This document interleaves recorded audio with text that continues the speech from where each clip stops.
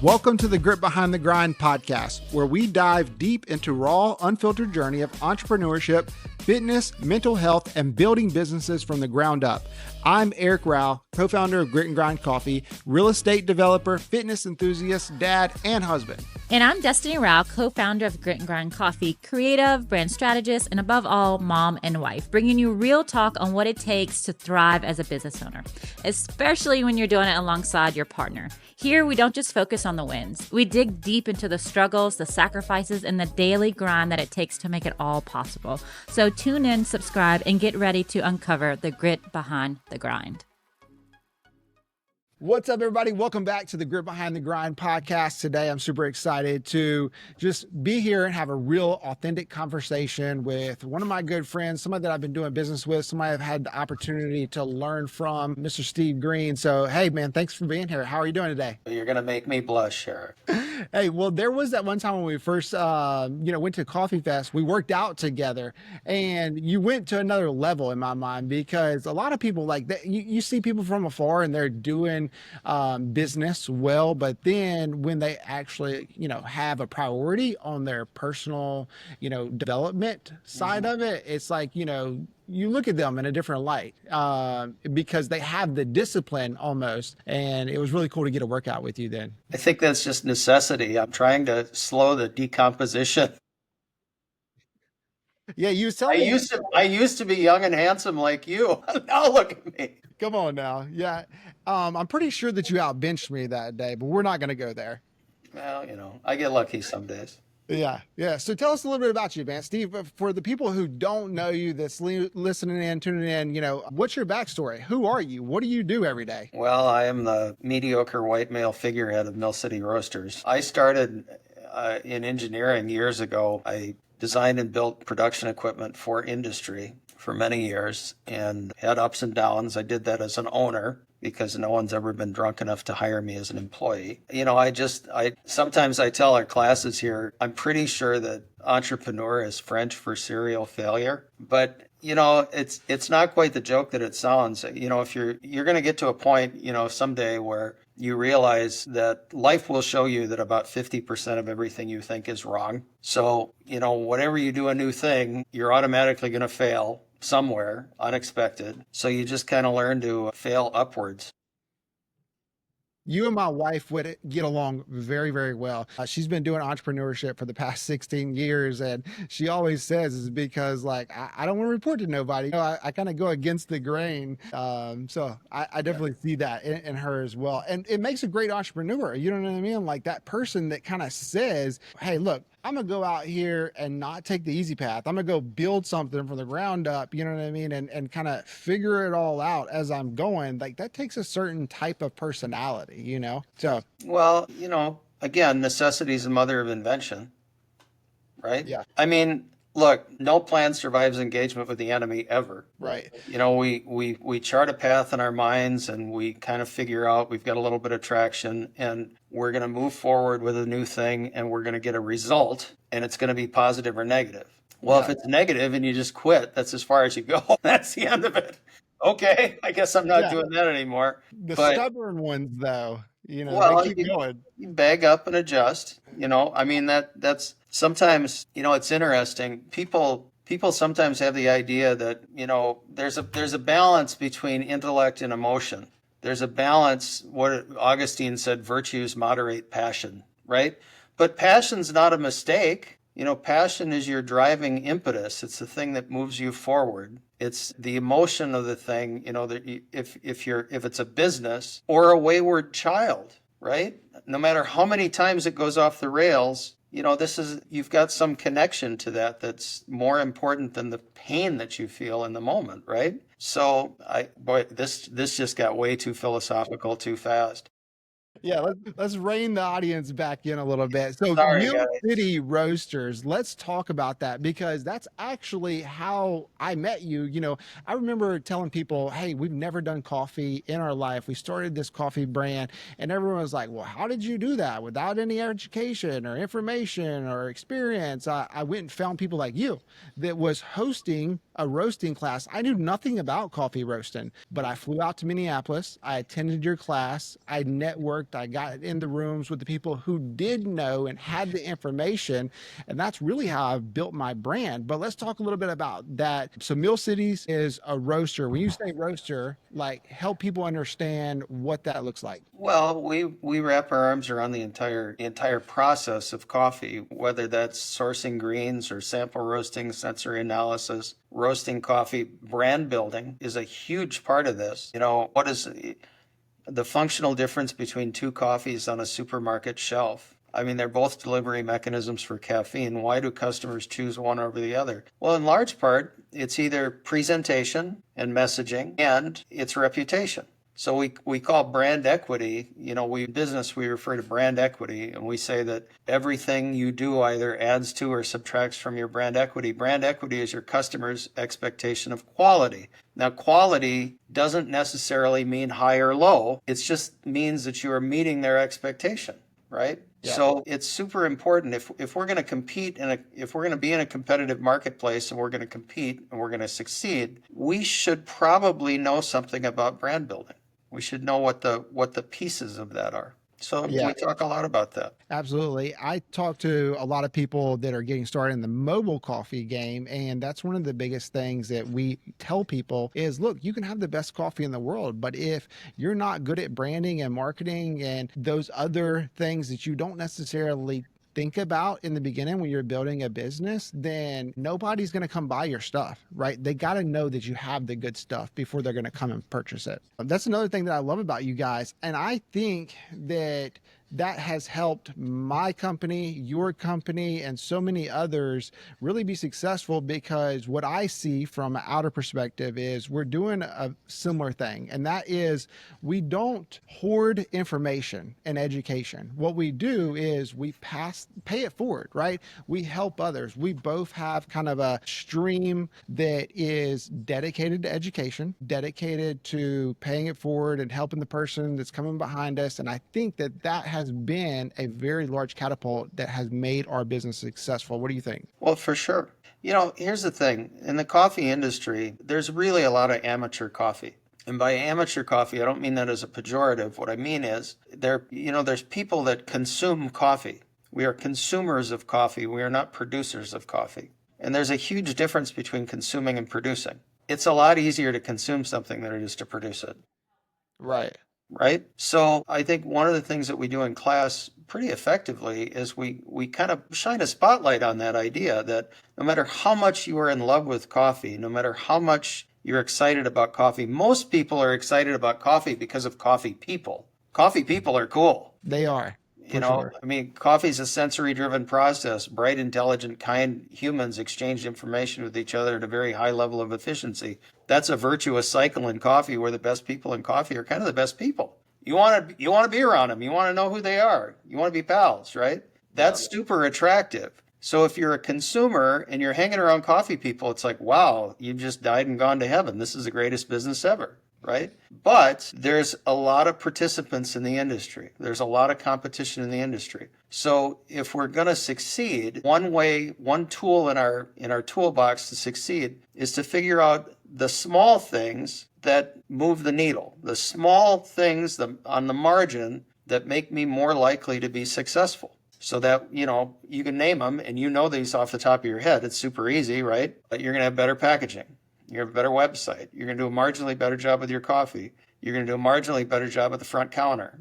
You're going to have better graphics. People buy with their eyes. People buy with their ears. People buy because of the message. So you have to kind of feed that. You have to, sheep go where they get fed. Feed your sheep. And I don't mean like sheeple, which is one of my pet peeves, because I hate that whole idea that people are herd creatures. Of course, we're social creatures. We're not herd creatures. We are creatures of habit a little bit. That's true. But the idea that, somebody is, somehow blindly following somebody else is ridiculous. Humans don't do that. Yeah. Until they turn their brains off. So there you go. Nah, you're so right about the coffee industry. The people that I always say energy attracts energy. And it seems like I find very similar energy, like-minded people in the coffee industry. And it's really like excited people. Like we all just want to hang out and have smiles and give high fives. And the thing that I see that kind of, I don't know if irritation is the right word, but it's one of those things where people get started because it is kind of a low barrier entry industry that you can get started in.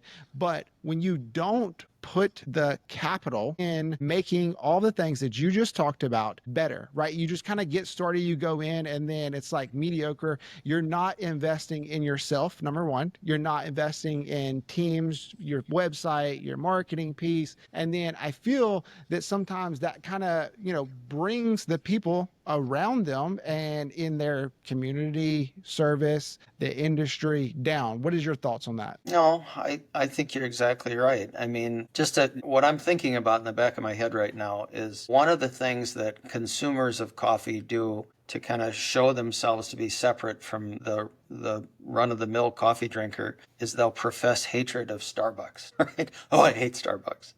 Yeah. Okay, well, why? I mean, Starbucks is wildly successful. Maybe you should know how they do that, right? That would be a great idea. I'm Right. not saying that we should copy Starbucks, but I'm saying we absolutely should have the same quality training manuals that they do, right? I think we should have as much care and consideration for the layout of our cafes as Starbucks does. I mean, we Yes. need we need to learn, we need to do what they do and do what they can't if we're going to compete. That's Right. how we do that. We don't Yeah. we can learn the things that they do well and emulate them, and then we can do the thing that they can't, which is to serve a much more genuine, much more welcoming experience and ideally, a much better cup. We can do those things. Yeah. You're absolutely right. I think that taking an audit of not just Starbucks, but anybody that is doing similar things to you, you can take a restaurant, right? Other coffee brands and say, hey, where's the gap at? What are their customers, if they have negative reviews, what are they saying about them? You know what I mean? Like, is their customer service not that great? Is, their cold brew not that great? And then you come in and you take the bulk of successful things and then you just refine it. Like, I like to think about it as 90%, I'm not recreating majority of this stuff, but I am taking about 10% of this and I'm putting my own flair, my own spin and personality on. And that's what I think has and does allow other brands to be very successful, not the ones that come in and say, hey, I need to recreate everything. You know what I mean? Starbucks is a perfect example. They are pioneers. They paved the way for all of us to get here. But just like Walmart didn't create grocery stores, Walmart come in and refined that. That's what I think that we should have the mindset of when we come in here in the coffee industry. I think Angie Davis, our VP here, says something kind of fun. She talks about how Starbucks taught people to pay for coffee, right? And that's the thing. I lived through that in the late 80s, early 90s when Starbucks first got to be a thing. As a matter of fact, I think I stepped foot in a Starbucks for the first time in Golden Valley, Minnesota in probably 1992, something like that. And previous to that, I was visiting local independent coffee shop in the warehouse district in Minneapolis. That was Moose and Sadie's. Anybody that grew up in downtown Minneapolis at that time will know Moose and Sadie's. They were they're still around. They kind of morphed. They became something else, but they're still there. And that was a very high quality experience. And the reason it was a high quality experience was it was aesthetically, it was a beautiful space. It was in an ancient building, a 100-year-old building, and it had heavy timber floors and heavy timber, high ceilings, exposed rafters. It was a long, narrow space. They had a big bar, and the barista was very welcoming. They did beautiful lattes, they had beautiful brewed coffee, and they had great scones. And my go-to every day, I'd pop in there on the way to work. My engineering company was just down the street. I would roll in there and I would grab a scone and a latte, and I did that daily. And it was a very genuinely welcoming place. It was a third communal space that they write about in the books sometimes. So that was interesting, and that was my only experience with specialty coffee, and that led me to sourcing out better coffee. I started buying coffee from a local roastery. I got a much, much better coffee pot. I learned how to do pour over and French press, and that kind of started my whole coffee journey. But it was really sparked by the space and the person behind the counter. Yeah. Isn't that crazy? I tell all of our new franchisees that's coming in, I'm like, look, when they come in, they do training. It's like number one thing, customer service. Like how that customer feels when they come into our environment is the number one thing we're going to focus on.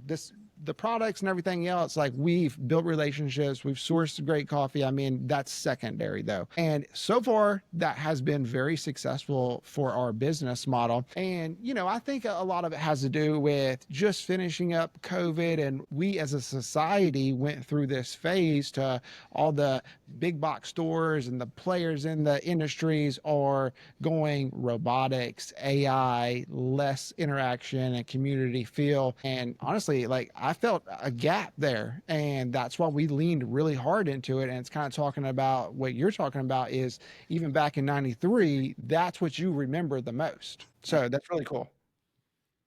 Yeah, there's a different the gap I think that you're talking about is the difference between transactional and experiential coffee. Now, it is true, even 50% of the time I walked into that shop back then, I was really there for caffeine. The coffee was a delivery mechanism for caffeine. And, in the most beautiful, most welcoming, most inclusive coffee shop imaginable, where they're pouring their heart and soul into their coffee program and choosing micro lots and lovingly roasting that and really doing a good job with extraction. I think it's true. It's been said. Somebody really smart told me this once that in his cafe, 8 out of 10-star reviews never mention the coffee. So, on the one hand, quality is super important, but quality can become a straw man argument. Like, oh, this isn't good enough, that isn't good enough. We can put a lot of effort into sourcing a better scone.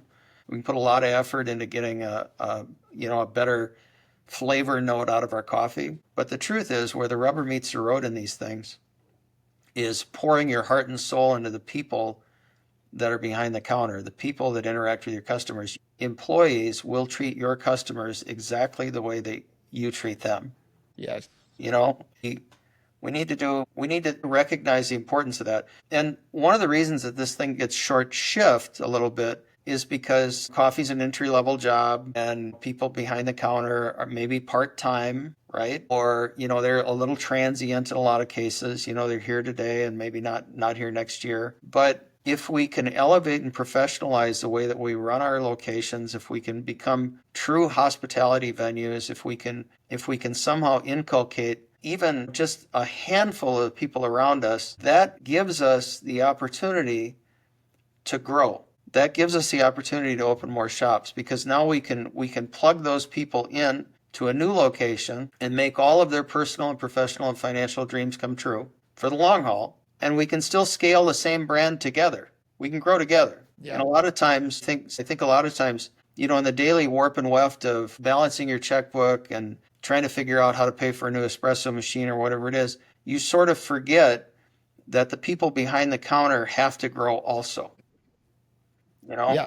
I think that we talk a lot about that in our organization. We kind of hit on it at the beginning of this, and we were kind of saying, okay, well, what are the people who are really successful doing? And I think that that is one of the things that they're doing, and that's reinvesting in themselves. And when you reinvest in yourself and you develop yourself, you develop your leadership skills, you go to mentoring groups and you're learning how to build a company culture, all you're really doing is trying to elevate yourself so the people below you are elevated with you, right? So it's reinvesting in yourself. And so many people overlook this aspect of business, and you can see it because either their operations are lacking. You walk into their shops and the barista has a bad attitude because the leader came in that day, probably upset about something that they don't have systemized. And, I stop and I look at situations like this and I'm like, man,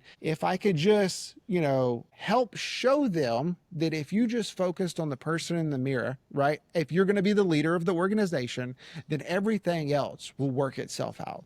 That's at least my thought. No, that's right. I think you're exactly right. I think, it's funny. People forget. I mean, we just forget. I forget. When's the last time I read a management book? It's been a long time. Now, in my defense, I will tell you that I spent 10 years consuming every business book I could possibly consume, like to the tune of 3 or 4 a week. Yeah. I really did that. I mean, I for real did that. I took a decade of my life or more, and because I was intensely interested in management and leadership, and from start to finish. I mean, at one point, I was reading reports from Harvard on their MBA program. I really did a deep dive into that, and I was very intensely interested in it, and I really learned a lot. But on some level, I mean, this is what happens when you read that book. You go through 350 pages and you find 5 words at the end of a 15-word sentence that resonate, and then you carry that forward for the rest of your life. Right. You got to go through 350 pages to get those 5 words. Absolutely. Right? Yeah. And I was on a panel at Coffee Fest a while back, and they said, gee, what's the single most important thing, for an entrepreneur? I said, take accounting 101, right? Go to local community college and learn how to do bookkeeping, right? Because, nobody thinks about that. People call me every single day, and they're pouring through the website and they're pouring through the internet, trying to figure out what roaster to buy that will make them successful. And it's a fool's game. Yeah. That's kind of the last thing that you should be thinking about, right? Number one, you should just buy a roaster from me because I'm super cool. But I vouched for that. number two, that is the least of your concerns right now. Yeah. That is not the thing to be focused on. There's ways to do this without buying a roaster. There's ways to move your business plan forward. Don't get me wrong. I want everybody to buy roasters. I've got payroll next week. But, there's other things that we should concern ourselves. And honestly, I have that conversation probably 10 or 12 times a day. And about 50% of the time, I tell people not to buy roasters. Yeah. Well, people they don't know what they don't know, right? So I agree with you 100%. There's so many different things. I tell people the same thing whenever you're talking about getting started in the mobile coffee business, you're getting started as a coffee roaster, whatever different, avenue that you are looking to embark on in the coffee industry, that's typically not where we should start. Where we should start is, okay, well, what does operations look like? Okay, how am I going to track expenses? What are my cost of goods going to be like? So all of these other unsexy things. And again, I'm not holding anybody at fault because you don't know what you don't know. I started out the complete opposite way and then had to go forward and then come back and relearn. But if I can give somebody advice, what I would recommend is go to Coffee Fest. You just mentioned it. There's so much education at Coffee Fest. Then you reach out to people like Steve that are at Mill City and running these. The cool thing is these aren't companies that just started up, right? These have been proven, tried, tested companies that have been in the industry. So you reach out to those people, not the people in the Facebook groups that just started last month and they're selling you an e-course. Let's just clarify that. So, but education, right? Having conversations, reaching out, getting in the rooms with people who are doing the things that you want to be doing and ask questions. So, no, I think that's smart. I guess, here's another idea. Maybe pick up a couple of shifts at your local coffee shop. Yeah, absolutely. Work the counter for a while before you dive in, or get a part-time job bagging coffee at a local roastery. Years ago I did re-entry classes for inmates. We talked about business. I remember all of these young guys, sweet kids, every single one of them. They wanted to open a restaurant. I want to open a restaurant. I got this great idea for a restaurant. Well, most of the reason they wanted to open a restaurant was because they ate food. Yeah. Right? I mean, it's like the reason people want to open a bar because they drink booze, or open a coffee shop because they drink coffee. Okay, that's cool. And I talk to these guys and I'd be like, have you ever worked in a restaurant? No. Okay, maybe you should, when you get home, maybe you should go get a job as a busboy. Go get a job as a dishwasher. Go get a job as a waiter. Get a job in a restaurant before you open a restaurant. Right. And they would tell me frequently, oh no, man, that's a dead end job. That's a dead end job. I can't do that. That's a dead end job. Well, I would say there is no dead end job if it takes you where you want to go. Right. And then, usually that was pretty effective. They'd go, "Ooh, that's deep," right? Yeah, it's very deep for sure. There's more than one way to move your thing forward. One is just to get some experience. Yeah. Yeah. And I like that, just reframing it so they're able to think about it in a different way. Society's told me that, this isn't a great job to have, or I'm going to be at the bottom of the barrel. Well, we can look at it that way. You can have that perspective, or you can have this perspective, like you're going to gain the experience to become your own owner of the restaurant. Like, so just kind of helping people reframe it, I think is an awesome tool to be able to help and pay it forward. Going back to, I think that's where me and you find a lot of success is really we have a giver's heart. And I've been around you enough to really know that. So it's been a really good time, man. Thank you, Steve, for kind of jumping on here and kind of talking through some of these things. I know that this episode is going to be beneficial for a lot of people out there because, a lot of people in the coffee industry don't know what they're going to do and they're just looking for information. And then they'll find this podcast and then hopefully it'll stop a few people and say, hey, let me focus on some of these things that that these guys gave us a little bit of insight on. And then hopefully that helps somebody. And that's all we're trying to do here. But Well, thanks, man. I I hope really appreciate it. Lauren is much better at this than I am. So she's going to be great. Yeah. Well, I'm excited to talk to her for sure. We're going to deep dive. I'm actually going to learn a few things, but it's always great talking to you. Great getting to catch up. You guys going to be at Coffee Fest? I know you are in Portland, right? Yeah. So we'll see you there and we appreciate it, dude. No grit, no pearl. All right, brother. Take care.